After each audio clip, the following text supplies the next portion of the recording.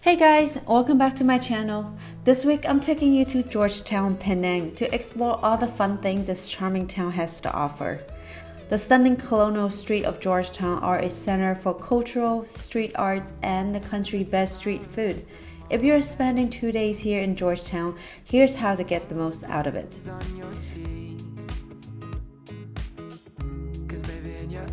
Penang is a quick 4-hour train ride from Kuala Lumpur, so take the train from KL Central to Butterworth Station, and a quick ferry ride will take you right into Georgetown.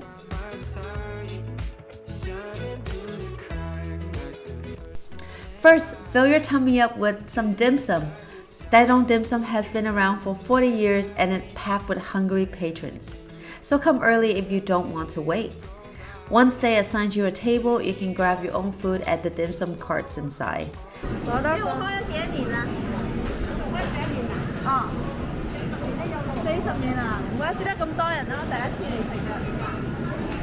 In ancient China, travelers along the Silk Road broke their journeys by stopping at tea houses.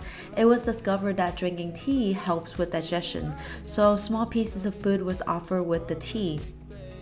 And that is a brief history of dim sum. The perfect way to walk off your dim sum is a quick visit to Fort Cornwallis. It's the bastion fort in Georgetown, built in the late 18th century. It is the largest standing fort in Malaysia, but however, it was never engaged in combat.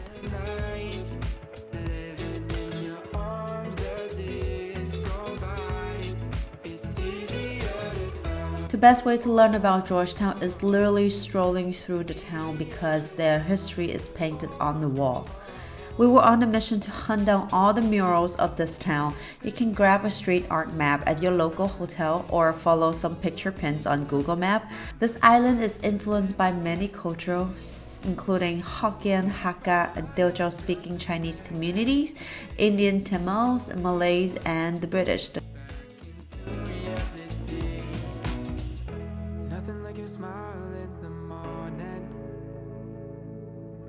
Penang Peranakan Mansion Museum. The best way to learn more about the history of this town is to take an immersive guided tour with this beautiful mansion. I learned about the Baba and Nonya culture here. When a Chinese man married a Malay lady, their sons are called Baba and their daughters are Nonya. That's small? That's a small bed. Small bed, yes. This bed, the wedding bed, they're very small. Yeah. Why? The Nonya Baba, those were the days, they married very young. 13, 14, 15 years old. Out they go. And all marriages, they are all arranged marriage. Why? The rich, they marry among the rich, and the Nonya Baba, they married among the Nonya Baba. That's why you look at the bed, a very small bed, because they are all still dangerous. And she can't even climb on top of the bed. She needs a support to jump on top. And see that. And you'll be wondering why we have a chicken inside the room. This is a very interesting culture they practice during that time. During the wedding night, before they sleep, they must put a pair of live chicken, one boy, one girl, inside the cage. They cover it up and they put underneath the bed, sleeping with them. Early next morning, when they wake up, they took out the cage, open up the cover, they wait. And usually the male will jump up most of the time. Hey, it's a boy, congratulations, you are going to have a son. They use the chicken to produce the sex of the baby. Today you try and see, your mother-in-law say you wire shorter. Huh? Because why? Today you want to know the sex, tell your doctor, scanning. Right? The olden days, they don't have technology, so they use the chicken technology. The chicken. And they asked me, Stanley, is that 100%? 50-50. Sometimes it's a boy, it turns out to be a girl. And sometimes it's a girl, it turns out to be a boy. So wrong prediction, tonight we have barbecue chicken to eat. Strolling down the street art of Georgetown, you will find many shops here filled with local arts and crafts. I picked up a cute pair of earrings made from real flowers and customized a rice bracelet for myself.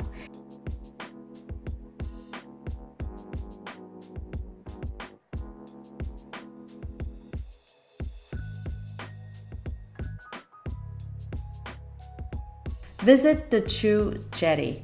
There are 10 clan jetties in Penang, in which only 6 remain. These jetties are historic Chinese villages built out over the water on long jetties. There have been 10 jetties in total. However, devastating fires and recent construction project means 4 has since been destroyed. The most well-known jetty is the True Jetty, which is open to visitor and you can observe what life is like on a clan jetty.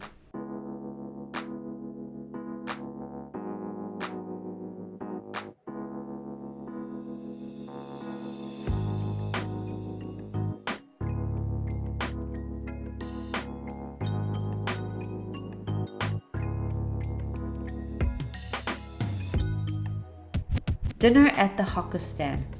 Well, across the street from the True Jetty is the Jetty food court, and I felt like a baller when I dined here. You can spend $20 and stuff your face with all kinds of Asian delights. This is also the best way to sample all the local flavors. Another lazy afternoon, the clouds covered in gray, third coffee of the day. Almost fell asleep on Zoom. I yawn at the Visit the Kek Lok Si temple. It is the largest temple in Malaysia, situated in the top of the Penang Hill.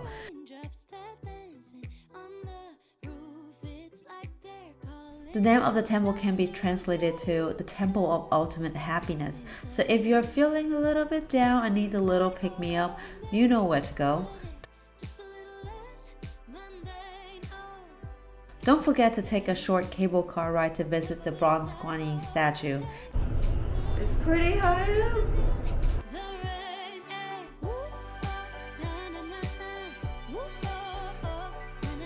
And the view of the city from the Penang Hill. If you are a nature lover, visit the Habitat Penang Hill. You will enjoy a 230 meters long canopy walk and the Curtis Street top walk.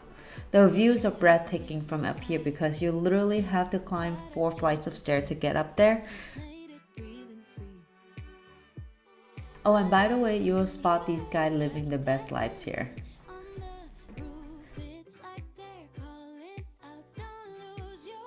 Dinner at the top of Penang. If you are celebrating a special occasion or just want to splurge on dinner, then consider this 8-course dinner. I was skeptical at first, but you get the view, the service, delicious food, and the show at the end of the night. Doing a night right now.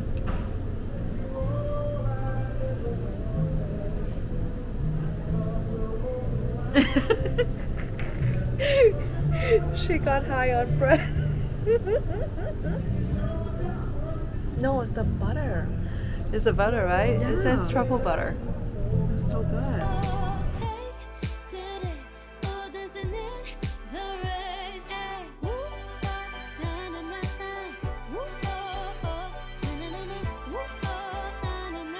We went here just because we were feeling a bit fancy that night. Our dinner and drink cost about $120.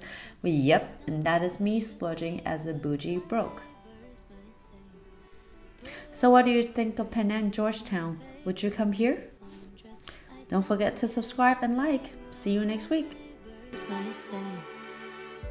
I could stay inside and type away inside. Oh, make a today just a little less.